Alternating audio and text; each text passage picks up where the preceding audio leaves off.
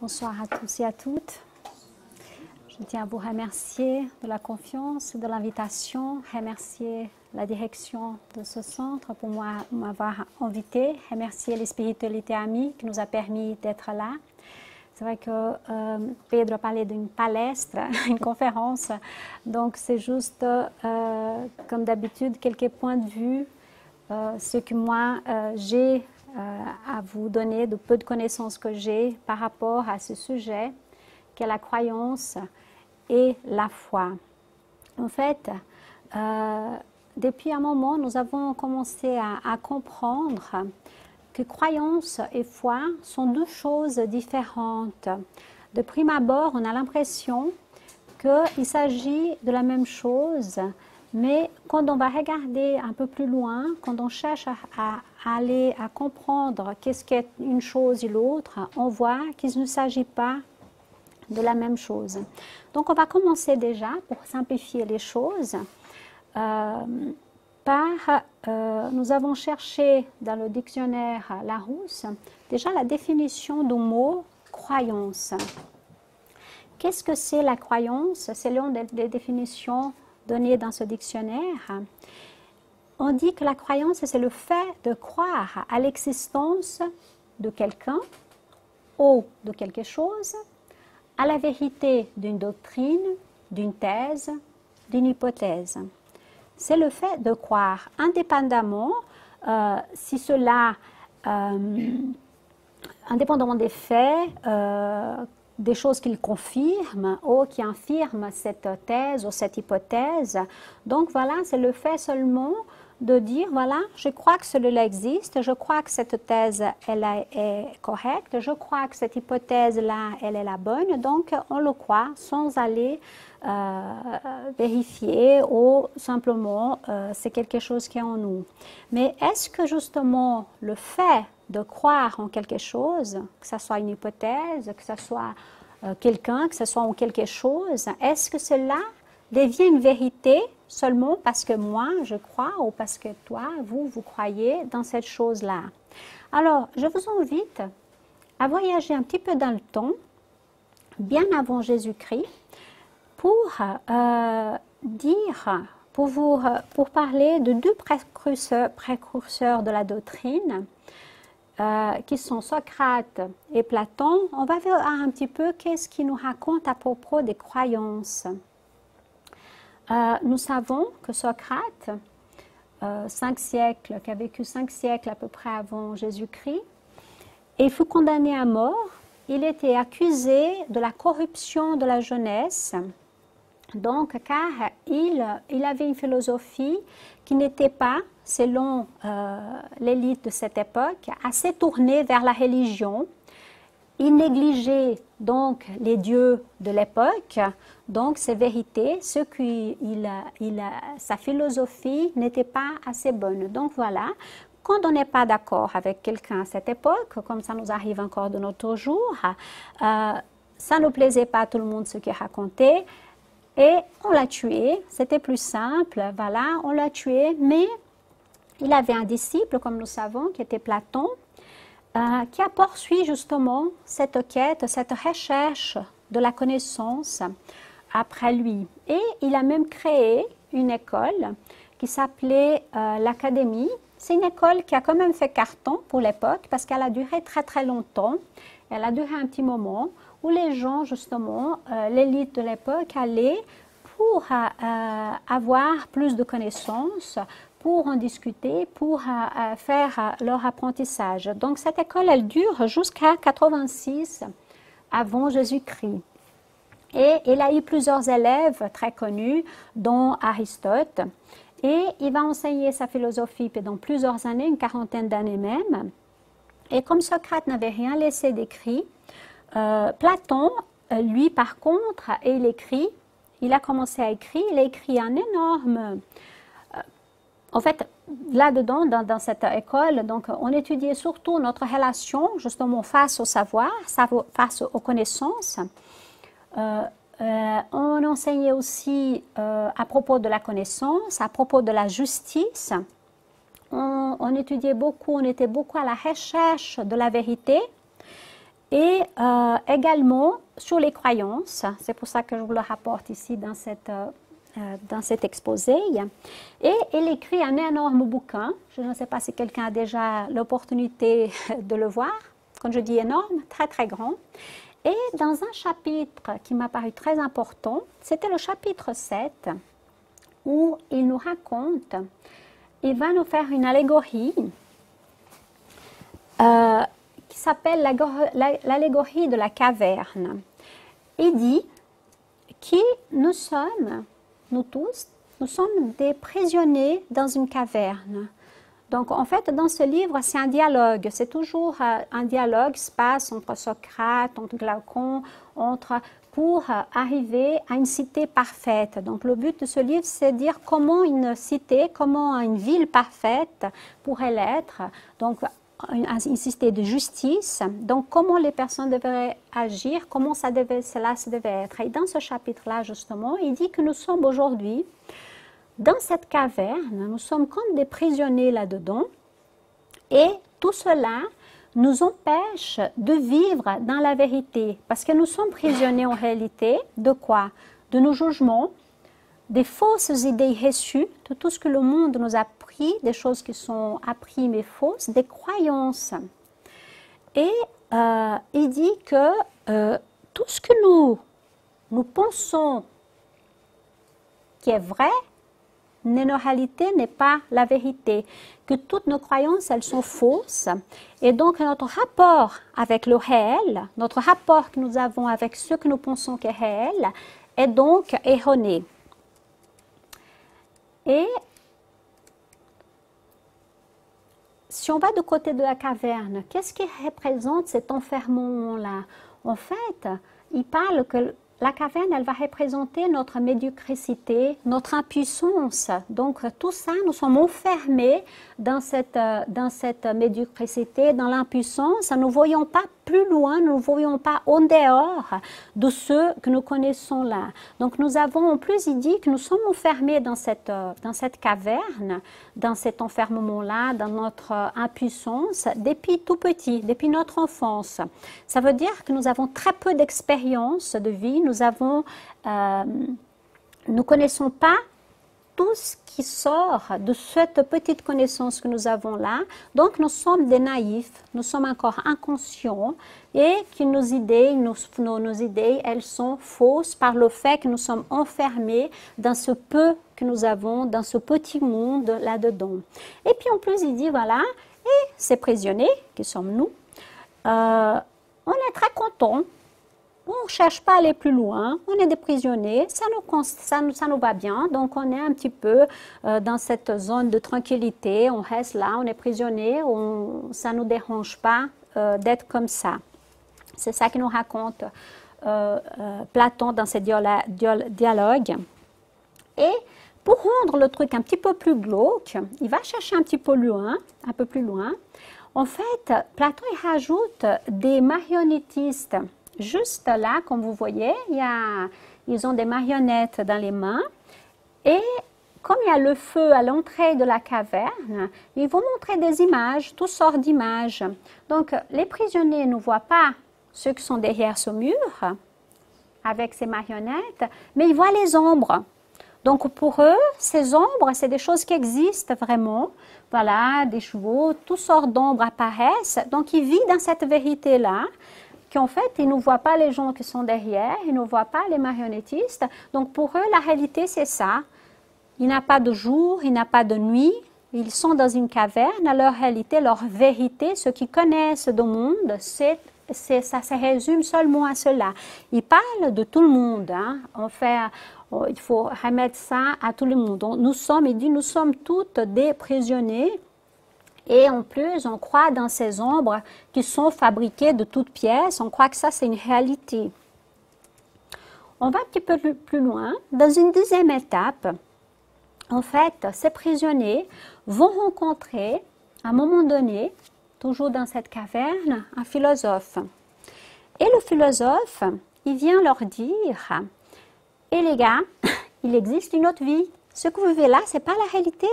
Tout ce que vous voyez là, c'est des ombres. Dehors de cette caverne existe une autre vie, existe d'autres choses, existe un monde complètement différent de celui-là. Ceci n'est pas la réalité.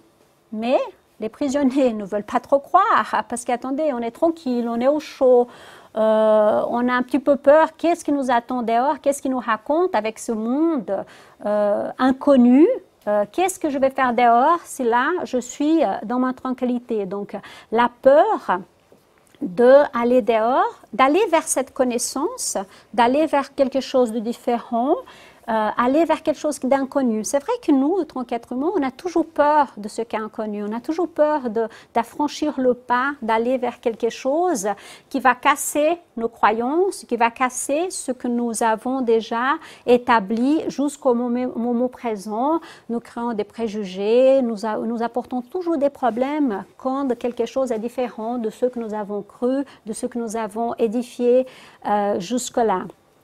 Et puis, voilà. Il y en a quand même qui vont dire, bon, je vais quand même essayer. Il y en a quelques-uns qui font le pas et ils arrivent à sortir. Le premier moment, qu'est-ce qui arrive? Ils sont éblouis par la lumière parce qu'ils ont passé tellement de temps, ces prisonniers, dans cette caverne, sans lumière. On va dire que la lumière, c'est la connaissance, sont rien d'autre que ces petits marionnettes qui sont là à apporter des images. Donc, ils sont à premier temps éblouis par cette connaissance, par tout ce qu'ils voient dehors. Ils voient la lumière, ils voient le soleil. Au départ, c'est difficile, mais peu à peu, ils commencent, avec l'aide de ce philosophe, à avoir accès à des nouvelles images, à de nouvelles connaissances, à un monde qui était complètement différent de ceux qu'ils avaient connus jusqu'à ce moment-là. Donc, ils vont changer en plus avec ce monde différent. Ils ne peuvent pas rester assis simplement à regarder des images. Il faut interagir avec ce nouveau monde. Il faut interagir avec les connaissances qui sont à l'extérieur. Il fallait interagir, il fallait agir et aussi partager. Donc, ces peu de prisonniers qui sont sortis, ils ont été très contents de voir qu'existait d'autres choses. Ils disent, mais qu'est-ce qu'on fait? Qu'est-ce qu'on fait de cette vérité qu'on a connue, de ce monde qui existe, de l'eau, du soleil, de l'air, qu'on peut se promener, qu'on peut se développer autrement, qu'on peut faire plein de choses? Qu'est-ce qu'on peut faire de cette connaissance-là? Qu'est-ce qu'on va faire? Il dit, bon, qu'est-ce qu'on va faire? On va chercher tout le monde qui est dans la caverne. On va leur raconter que rester là, enfermé dans cette croyance, enfermé sans rien faire, ne porte rien, on va chercher. Et puis, mais redescendre dans la caverne, c'est prendre des risques. Revenir où on était avant, on peut prendre des risques. Il y avait quand même cette peur-là. La première, c'est d'arriver là-bas et raconter, dire voilà, il existe un monde avec du soleil, avec des arbres. Il existe un monde où on peut interagir avec d'autres personnes, qu'on peut faire des échanges, qu'on peut aider l'autre et l'autre peut nous aider aussi. Donc, il y a plein de connaissances d'ordre matériel, d'ordre intellectuel qu'ils ont eu contact. Ils ont dit, et les gens ils vont se moquer de nous, parce que jusqu'à aujourd'hui, dans toute cette enfance, qu'on peut appeler enfance spirituelle de ces prisonniers, ils ont connu que ça. Mais ils prennent quand même le risque. Il y avait un autre risque aussi, ils avaient peur de, est-ce qu'on va pouvoir ressortir de là? Est-ce qu'on ne va pas devenir de nouveaux prisonniers de ces petites connaissances? Est-ce qu'on ne va pas devenir prisonniers de ce qu'on a vécu jusque-là? Mais Platon, il dit qu'il n'avait aucun risque. Parce qu'une fois que nous avons accès à la connaissance, une fois que nous avons accès à quelque chose de nouveau, à un savoir important, il est impossible pour nous de revenir à l'ignorance. On ne peut pas connaître quelque chose, on ne peut pas avoir accès à quelque chose, surtout d'ordre intellectuel et spirituel, et revenir en arrière. Et c'est vrai que le spiritisme nous raconte ça aussi. Une fois que nous avons avancé d'un pas, que ce soit d'ordre moral ou d'ordre intellectuel, on ne revient pas en arrière. Quelque chose qui est acquis, c'est acquis pour toujours, surtout d'ordre moral. Et c'est ça que Platon, précurseur du christianisme et précurseur également du spiritisme, voulait démontrer. On ne peut pas revenir en arrière parce que ce que nous avons acquis, c'est une source de bonheur pour nous. Chaque fois que nous faisons un pas, nous sommes en train de marcher vers la perfection. Et quand on marche vers la perfection, nous marchons aussi vers notre bonheur. Nous sommes à la recherche de notre bonheur. Donc voilà que ces gens, ils prennent quand même le risque, ils viennent rechercher les autres. Il y en a qui vont les écouter, d'autres qui ne vont pas les écouter. Et Platon, il sert de cette allégorie pour nous dire que nous avons deux manières d'appréhender le monde. Donc, il y a une approche sensible et une approche intelligible. Il dit que ces deux approches, elles sont différentes. Une est plutôt liée aux choses matérielles, cette approche sensible, et cette approche intelligible. Cette approche intelligible, elle est dans le savoir. Mais le savoir n'est pas les croyances ou les opinions ou même les sensations. Donc pour lui, le savoir, il ne va pas se retrouver dans ce qu'on appelle croyances, opinions, parce qu'on a vu que ces prisonniers, ils croyaient que c'était la seule vie qui existait. Ils croyaient qu'il n'existait pas un autre monde. Ils croyaient en ça. Donc notre savoir, il change. Nos opinions peuvent changer. Nos sensations également vont changer. Donc il dit que le savoir, il est dans une vérité intelligible. Donc, et pour lui, ce qu'il appelle vérité intelligible, ce sont des idées. Donc, il appelle ça des idées à son époque. On va aller un petit peu plus loin. Mais qu'est-ce que c'est ces idées? En fait, c'est la connaissance, mais dans le sens du bagage, des choses que nous avons acquis avec nous. Avec nous, on peut, de côté, pour amener ça de côté spirituel, tout ce que nous avons pu acquérir avec nous dans toutes ces existences que nous avons vécues déjà auparavant, pas seulement les connaissances que nous avons acquises dans cette vie-là, elles aussi bien entendu, puisque nous passons par cette expérience-là, mais tout ce que nous apportons avec nous depuis notre création. Donc voilà, ça serait plutôt, si on veut prendre l'idée dans ce sens-là, de connaissances, mais plutôt de bagage spirituel. Et nous parlons bien sûr, quand on parle de connaissances, il faut un peu rentrer dans l'idée du philosophe, pas les connaissances seulement, les connaissances matérielles, mais ces connaissances qui sont importantes pour notre évolution. La connaissance de comprendre l'autre, parce que si on ne peut pas aimer notre prochain, on ne peut pas évoluer sans comprendre qu'est-ce qui se passe dans celui qui est en face de moi, que ce soit mon époux, mon épouse, que ce soit mes enfants. Donc voilà, la connaissance de l'autre, la connaissance de soi-même, comme nous savons, le spiritisme nous dit souvent, pour changer, il faut qu'on se connaisse. On doit avoir cette connaissance, donc ce n'est pas la connaissance. Bien sûr, que souvent sur Terre, nous nous préoccupons tous d'accumuler des connaissances, nous préoccupons avec tout ce qui est académique, nous préoccupons dans l'école, et bien sûr, ça c'est important. Ce qu'il ne faut pas, c'est changer, dire voilà, donner plus d'importance aux connaissances matérielles qu'aux connaissances que nous allons garder avec nous, avec notre esprit. Bien sûr, tout ce qui est savoir académique, tout ce qui est savoir purement qui va nous servir ici sur Terre, elle est très importante. Mais les connaissances matérielles, elles changent. Les choses changent avec le temps. Ce qui était vrai dans le passé, ce ne l'est plus aujourd'hui. On peut voir, dans le passé, on a cru que la Terre était plate à un moment donné. Aujourd'hui, nous savons tous qu'elle n'est plus. Il y en a qui ont été tués pour l'avoir affirmé que la Terre n'était pas plate. D'autres, parce qu'ils ont dit qu'on n'était pas le centre de l'univers. Aujourd'hui, nous savons très bien que nous signifions rien par rapport à l'univers. La Terre est une minuscule partie de matière par rapport à l'univers. Donc, les connaissances que nous avons sur les choses matérielles, elles changent. Sur nous-mêmes, elles changent. Donc voilà, quand Platon il parle des connaissances, on parle vraiment des connaissances qui vont au-delà de ces petites connaissances-là. Parce qu'il n'y a qu'une chose qui ne change pas, ce sont les lois divines. Qui celles-là, elles sont immuables, elles sont éternelles. Tout ce que Dieu a créé, tout ce que Dieu a fait est éternel. Nous, c'est notre vision des choses qui évoluent, parce que nous évoluons et puis nous voyons les choses différentes. Mais tout ce qui a été créé par Dieu, toutes les lois de Dieu, celles-là, elles sont immuables. Et c'est ces connaissances-là qui sont importantes pour nous, de commencer à rentrer dans ces connaissances qui vont apporter quelque chose à notre esprit, qui va nous aider agrandir. Donc, ce qui vient du monde spirituel, c'est qui vient de Dieu. C'est ces connaissances-là que nous devons essayer d'acquérir de plus en plus. Je vais prendre un tout petit peu d'eau. Je m'excuse.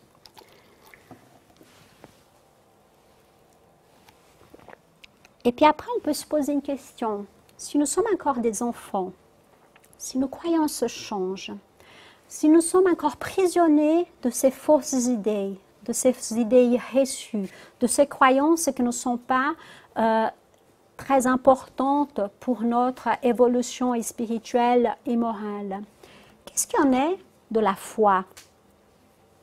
Alors, pour parler de la foi, je pense qu'il n'y a rien. Nos croyances, voilà, je l'ai mis à l'envers puisqu'elles changent. Qu'est-ce qu'est dans la foi? On va aller chercher dans l'Évangile, selon le spiritisme.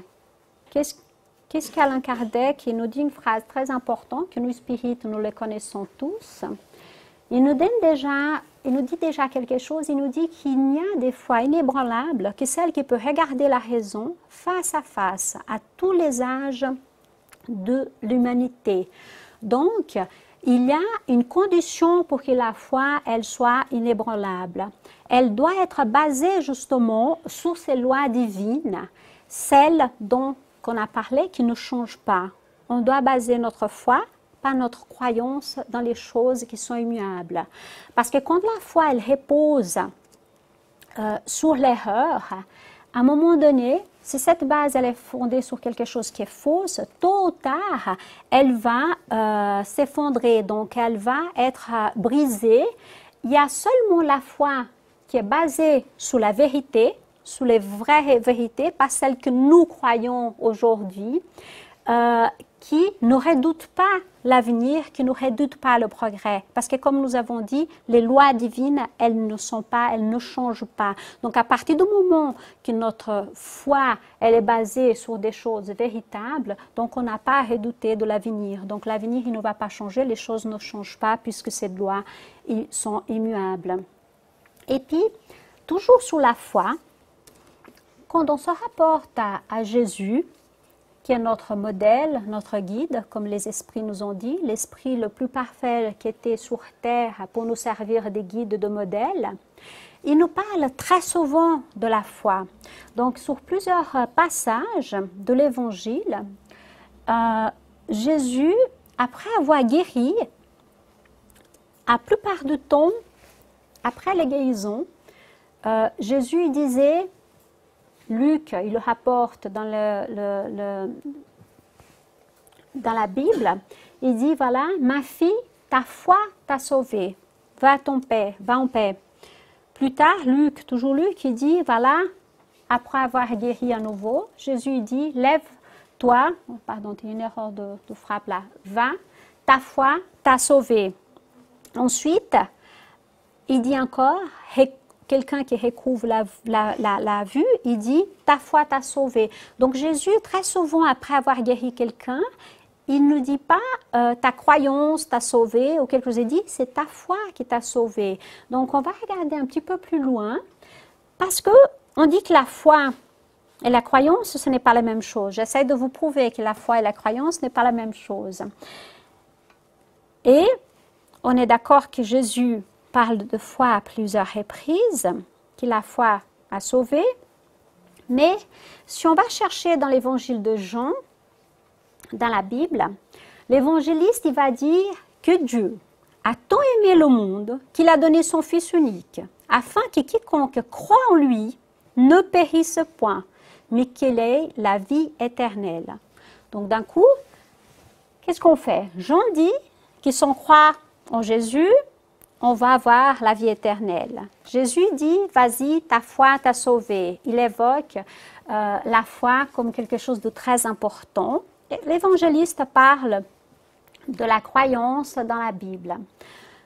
Et pour voir un petit peu plus loin, je suis allée chercher, au Brésil, on avait un professeur, philosophe, humaniste brésilien, Humberto Roden, qui a écrit une centaine de livres, qui a traduit les 4 évangile directement de grec. Et puis, il va nous donner une explication très intéressante dans son livre Mensagem Viva do Cristo. C'était le Nouveau Testament traduit directement de grec par lui. Et il nous invite dans ce livre à réfléchir justement sur les distinctions entre croire et avoir la foi. On va voir un petit peu qu'est-ce qu'il dit. Alors, Hubert Roden, qui a vécu entre 1893 et 1981, il dit que si l'esprit humain n'est pas en syntonie avec l'esprit de Dieu, il n'a pas de foi, bien qu'il puisse croire. Donc, on va essayer de comprendre un petit peu qu'est-ce qu'il voulait dire par là. Si l'esprit humain n'est pas en syntonie avec l'esprit de Dieu, il n'a pas de foi, même s'il croit. Donc, on peut croire en Dieu, mais on n'a pas la foi. Voyons un petit peu qu'est-ce qu'il veut dire par là. Alors, il dit encore que dès les premiers siècles du christianisme, lorsque les textes grecs de l'Évangile ont été traduits en latin, on a commencé justement déjà à partir de là à confondre, à identifier le mot croire avec avoir la foi. Donc, ça commence déjà avec un petit souci de traduction. Il nous dit que la foi en grec, ça veut dire pitis. Et le verbe de pitis, c'est pisteuem. Je ne sais pas comment on prononce, voilà. Je ne parle pas le grec, je vous laisse pour ceux qui parlent le grec. Et puis, mais malheureusement, justement, fides, en latin, devient pitis. Mais pitis n'a pas de verbe. Donc après, d'un coup, on commence à perdre. Dès qu'on commence à traduire une langue dans une autre, et dans une autre, et qu'en plus cette langue n'a pas de verbe, qu'est-ce qu'on fait? On va aller chercher ailleurs, on prend d'autres racines. Et c'est ça que c'est arrivé. Le verbe, justement, celui-là, a été, les traducteurs ont dû commencer à prendre ce verbe-là et traduire par credere, qui n'a plus rien à voir avec la foi. Et dans les langues latines, que ce soit le néo-latine, que ce soit le français, le portugais, l'italien, l'espagnol, d'un coup, on a tout dû traduire par créer, croire, et la racine a déjà changé. Et le mot qui devait devenir foi, c'est fides, mais qui a dû être remplacé par credere.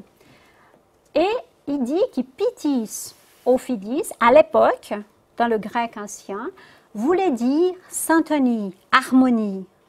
Cette chose qui devait être traduite par foi, qui finalement a été traduite par credere, normalement, être en syntonie, être en harmonie.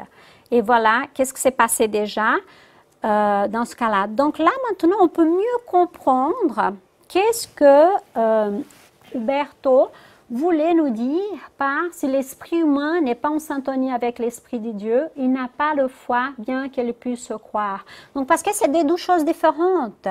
Avoir la foi, c'est être en syntonie, c'est être en harmonie. Mais comment peut-on être en syntonie avec Dieu? Comment on peut être en harmonie avec Dieu?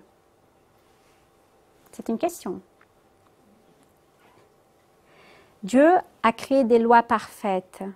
Donc, à partir du moment que nous respectons les lois de Dieu, à partir du moment que nous sommes en accord avec ces lois, nous sommes en syntonie avec Dieu. À partir du moment que nous respectons ces lois, nous sommes en harmonie avec Dieu. Et là, nous avons la foi. Parce que dire « j'ai la foi », c'est très facile. N'importe qui peut le dire. Mais aller donner l'exemple d'être en accord avec ces lois, ça veut dire ne pas être en désaccord, ne pas prendre un raccourci. Donc ça, c'est être en harmonie avec Dieu. Et c'est pour ça qu'on peut croire en Dieu. Mais je peux faire des choses complètement différentes de ce que Dieu attend de moi, qui veut de moi, pour que je puisse être heureux. Donc, je crois, il existe, mais je ne fais rien pour être à côté de lui, pour être en syntonie avec lui, pour être en harmonie avec lui. C'est pour ça que c'est important de dire, est-ce que je crois?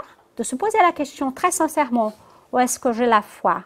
Quand j'ai la foi, j'essaie de changer puisque nous sommes encore tous des êtres imparfaits. Nous avons tous encore des choses à changer en nous. Mais est-ce que je suis en train de faire quelque chose pour changer encore ce qui n'est encore pas en accord avec les lois divines? Donc, il faut qu'on soit très sincère. Je crois ou j'ai la foi. Et puis, Jacques, il dit en plus, justement, dans une de ses épîtres, « Il n'en est un signe de la foi. Si elle n'a pas des œuvres, elle est morte en elle-même. » En plus, la foi, c'est quelque chose d'actif, c'est quelque chose qui bouge, quelque chose, on ne peut pas rester intact. Les œuvres, c'est quoi ces œuvres? C'est la charité. On parle de la charité matérielle, la charité spirituelle, la charité morale. Dans tous ces sens, Jacques nous appelle à ça. Jean, maintenant, on peut mieux comprendre. Maintenant qu'on sait qu'il y a un petit problème de traduction au départ entre le grec, entre le latin, donc ce n'est pas que Jean a dit quelque chose de faux, mais quand il dit que Dieu a tant aimé le monde qu'il a donné son Fils unique afin que quiconque croit en lui ne périsse point, mais qu'il ait la vie éternelle, il voulait dire qu'il a foi en lui, qu'il soit avec lui. Donc, être avec les enseignements de Jésus, être en harmonie avec ses enseignements, d'être en syntonie avec Jésus, avec ce qu'il nous a enseigné. Donc voilà, la Bible n'est pas fausse, mais il y a eu des petits soucis de traduction qui fait que ce n'est pas le fait de croire qui va nous faire avoir cette vie éternelle, mais le fait d'avoir la foi. D'ailleurs, si on se reporte de nouveau à Jésus, Jésus a toujours enseigné par ses exemples. Il a toujours donné dans chaque fois les exemples vifs par le pardon, par l'amour. Au moment même de sa mort, au moment qu'il devait partir, il a dit « Père, pardonne-leur, ils ne savent pas ce qu'ils font. » Donc, Jésus, il nous a enseigné tout le temps par les exemples. Donc, lui-même, il n'allait pas à un moment dire « Il suffit de croire en moi » pour être sauvé. Il ne suffit pas de croire en moi. Il n'allait pas dire, voilà, je donne des exemples, mais comme ces exemples sont très difficiles et de toute façon, ces gens ici, ils n'arrivent à rien comprendre, donc vous croyez en moi, vous êtes tous sauvés. Jésus ne pourrait pas. C'était quelqu'un qui a enseigné d'une manière, il nous a donné l'exemple, il a dit, allez faire pareil. Il nous a pas dit, ah non, si vous croyez que j'existe et que je suis gentil, vous allez être déjà dans le paradis. Nous savons très bien qu'il n'existe pas, ou que bien si vous ne croyez pas en moi, vous allez en enfer. Il y a plein de gens qui ne croient pas en Jésus et pourtant ils ont la foi. Et pourtant, ils sont en syntonie avec notre Créateur. Et pourtant, ils sont en harmonie avec son prochain, avec les enfants de Dieu que nous sommes tous. Donc voilà, ça c'est la grande différence. Donc Jésus il connaissait nos imperfections. Il savait, il sait toujours de quoi nous sommes capables, de quoi nous ne sommes pas encore capables. Mais il nous a dit, voilà, je vous donne le chemin à suivre. Je vous montre comment il faut faire. Je ne vous laisse pas des petites lettres à écrire, écrites, qui peut-être tout le monde ne va pas comprendre. Je vous dis, voilà, je vous donne l'exemple du bon samaritain, qui n'a pas les mêmes connaissances que l'autre, mais qui va aider son prochain, qui va le prendre en main, qui va vraiment s'en occuper de lui, même s'il s'agit de quelqu'un très différent. Il va donner l'exemple de pardon à cette femme qui s'est trompée. Donc, dans chaque moment de la vie de Jésus, il va nous apporter un exemple pour nous dire, voilà, on peut tomber dans l'erreur, mais on peut aussi se rattraper, on peut changer, on peut évoluer, on peut aller plus loin, on peut aller vers la perfection et vers l'amour. Après, si on va chercher André Louis, il nous dit que la foi n'est pas un patrimoine transférable. Il s'agit d'une conquête personnelle. Je ne peux pas dire à l'autre pour avoir la foi à ma place. Je ne peux pas lui dire de travailler à ma place. C'est quelque chose qu'on doit conquérir chacun tous les jours, à chaque jour. Et puis des fois, les gens, mais il y a un vide à l'intérieur de moi, je n'arrive pas à avoir cette foi. Mais mettons la main à la pâte. Dès qu'on commence à travailler, dès qu'on est avec le Christ, dès qu'on commence à essayer de mettre en pratique ce qu'il nous a appris, mais on n'a pas besoin d'ouvrir une crèche pour 200 personnes, on n'a pas besoin d'ouvrir une maison pour des personnes âgées et être Mère Thérèse de Calcutta ou faire ce que Divaldo a à faire. Si nous supportons déjà, si nous aimons déjà notre prochain qui est à côté de nous, chez nous, dans notre maison, ou notre chef qui nous embête, il n'y a pas quelqu'un qui nous embête moins que notre chef. Hein? Donc voilà, quand nous essayons de soutenir les personnes qui sont à côté de nous, c'est déjà être en train de développer en nous cette foi et qui est une conquête personnelle qu'on va conquérir chacun de nous. Après, Saint Augustin, qui pour lui, il ne fait pas tellement la différence quand on lit ces livres entre le substantif justement fides et le verbe credere, mais pour lui, la loi, elle diffère de la connaissance, il nous dit, au sens le plus élevé, car elle doit être complétée par la caritas, don et grâce divine. Donc voilà, Saint Augustin aussi nous appelle de nouveau à être charitable, donc à aimer son prochain, à donner pas seulement des choses matérielles, mais donner de nous, donner de notre personne, c'est l'appel qui nous fait Saint Augustin.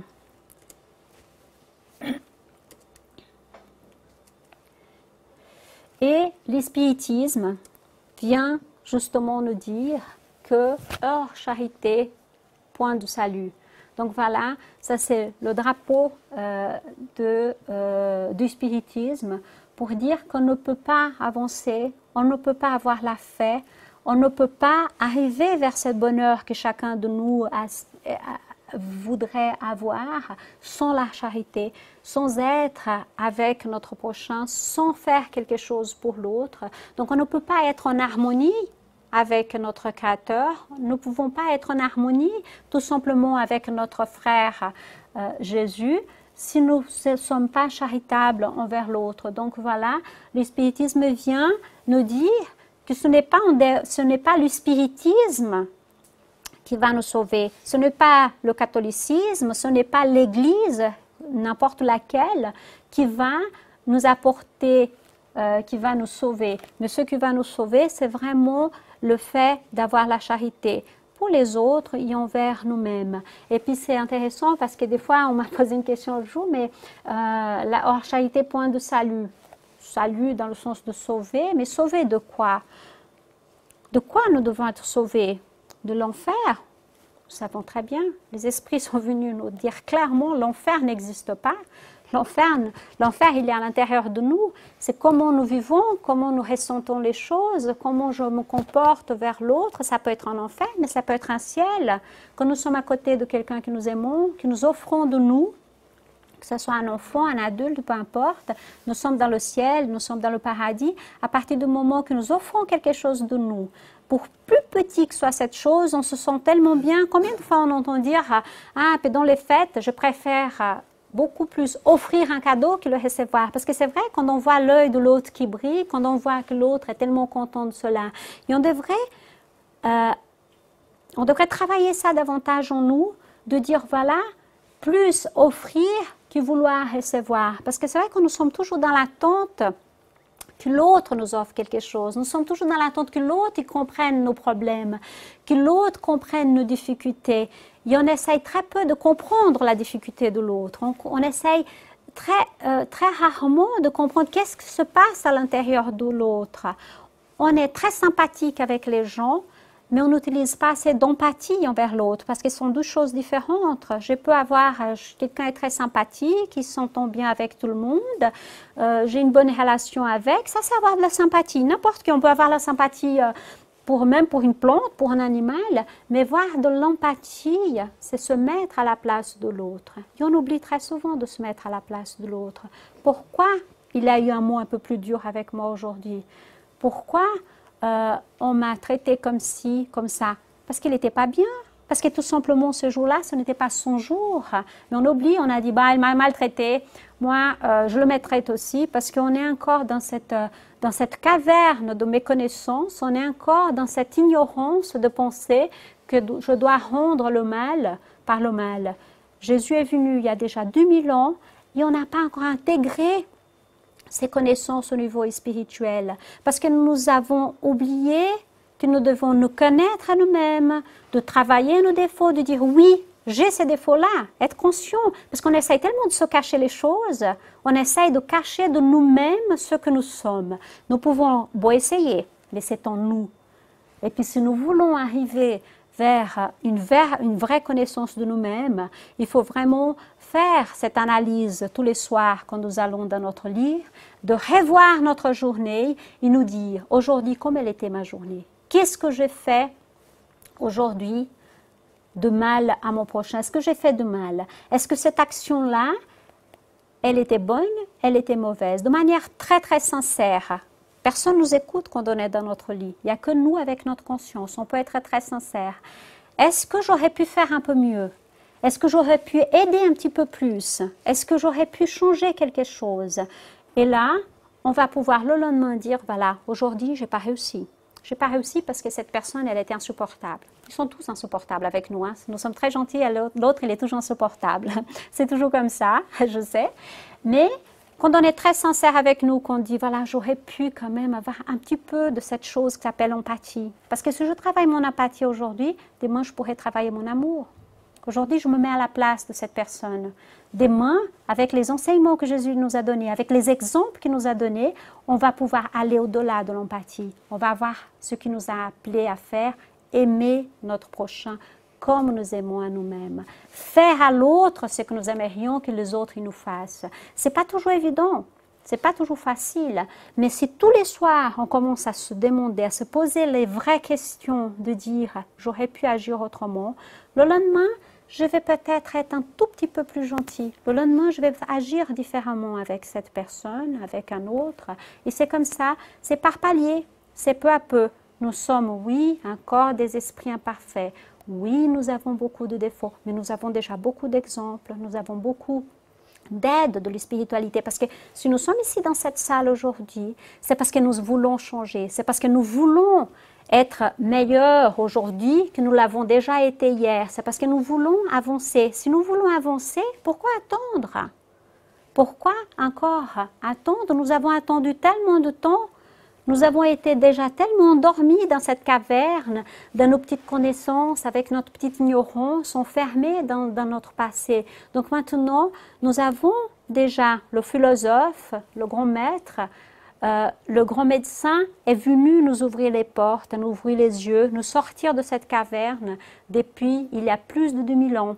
Et depuis ça, nous sommes venus sur Terre à plusieurs reprises. Nous sommes répartis dans notre vraie patrie, dans le monde spirituel, à plusieurs reprises. Mais aujourd'hui, c'est le temps, non, c'est le temps de changement. C'est le temps qu'on doit faire quelque chose pour être dans la foi, pour être en harmonie, et ne pas seulement être dans la croyance. Parce que comme nous avons vu, les croyances, elles changent. On peut avoir aujourd'hui ce que nous a raconté à propos de la planète, à propos des choses. Elles vont également évoluer parce qu'on va découvrir des nouvelles choses. On va découvrir des choses qui vont nous faire grandir. Mais les bases de la spiritualité, elles sont déjà là. Il n'y a rien qui va se rajouter au niveau de ce que Jésus nous a enseigné, au niveau de ce qu'on peut faire pour évoluer. Donc voilà, bien sûr, pour arriver à la perfection, on va devoir utiliser ce qu'Emmanuel nous a dit. Il faut avoir les 12 ailes, celle de la connaissance et celle de l'amour, celle des sentiments, pour pouvoir s'envoler à des sphères plus hautes. Mais commençons déjà avec cette aile de l'amour, à la développer ici, sur Terre aujourd'hui. Nous avons l'opportunité. Et cette planète a besoin tant de chacun de nous, parce que si nous voulons que la planète, elle change, puisque tous les esprits nous disent, ils ne nous arrêtent pas de dire, nous sommes en train de passer d'un monde de preuve expiation à un monde de régénération. Mais je suis responsable de cette transformation, parce que je veux toujours mettre la responsabilité sur l'autre. Je veux que la Terre, elle aille mieux. Je veux que la Terre, elle soit un monde où, quand je vais naître ici la prochaine fois, qu'il soit déjà tout parfait, qu'il n'ait plus de guerre, qu'il n'ait plus de haine. Mais je n'arrive même pas à pardonner la personne qui a marché sur mon pied hier. Je n'arrive pas à pardonner quelqu'un qui a juste un mot, un petit peu de travers. Comment je peux vouloir que cette Terre, elle se transforme en monde de génération si je n'arrive pas encore à changer moi-même? Donc le changement que nous voulons sur la Terre, il doit commencer par chacun de nous. Je ne sais pas si j'ai déjà dépassé le temps, il faut me faire signe, si jamais. Mais voilà, alors ça, je ne veux pas aller trop loin. Pour moi, c'est le message que je voulais vous passer par rapport à la foi, à la croyance. Et les esprits nous disent que tout est en nous, nous avons la possibilité de le faire. Nous avons nous Dieu, puisqu'il nous a créés, il a laissé son empreinte en chacun de nous. Nous avons l'empreinte de notre Créateur qui est Dieu. Si nous avons cette empreinte-là, nous avons déjà tout pour évoluer. Nous avons tout pour être meilleurs, pour arriver dans le bonheur. Nous avons tout pour aider notre prochain. Nous avons tout ça en nous. Il suffit de sortir de notre ignorance, aller plutôt vers la foi que vers nos croyances. Je vous remercie de votre patience, je vous remercie de votre présence. Et si vous avez des questions, des suggestions, des compléments, je suis sûre qu'il y en a plein de choses encore intéressantes à dire là-dessus. Mais voilà, je vais essayer de passer mon message avec mon ignorance encore, mais avec beaucoup de plaisir d'être ici avec vous ce soir. Merci.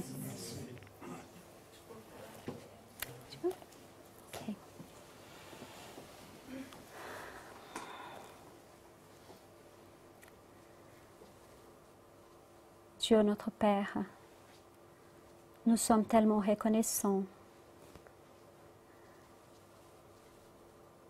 car tu nous as envoyé Jésus, notre frère, pour nous enseigner comment nous pouvons être en harmonie avec notre Créateur. Tu nous as envoyé Jésus qui est venu nous enseigner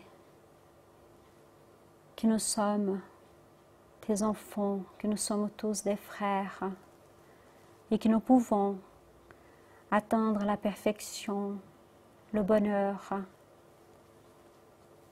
Nous remercions Jésus pour être venu sur terre, pour nous avoir donné l'exemple d'amour, de charité, de pardon.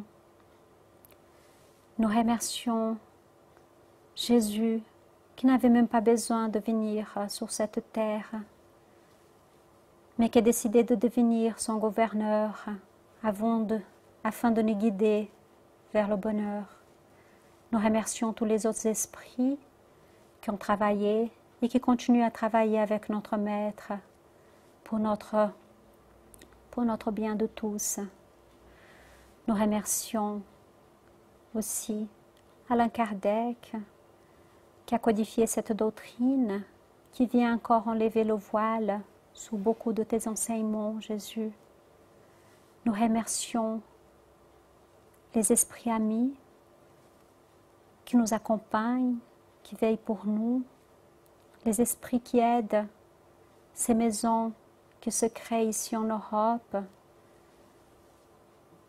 qui viennent nous aider dans notre apprentissage, qui viennent nous aider à édifier nos connaissances. Mais nous demandons à ces esprits, notre grille de protecteur, qui nous aident surtout à mettre en pratique tous ces enseignements, que nous puissions, avec l'aide des esprits amis, être aujourd'hui meilleurs qu'hier et demain encore meilleurs qu'aujourd'hui. Nous remercions l'opportunité d'être ici une fois de plus. Nous remercions tous ceux qui nous donnent envie d'être meilleurs.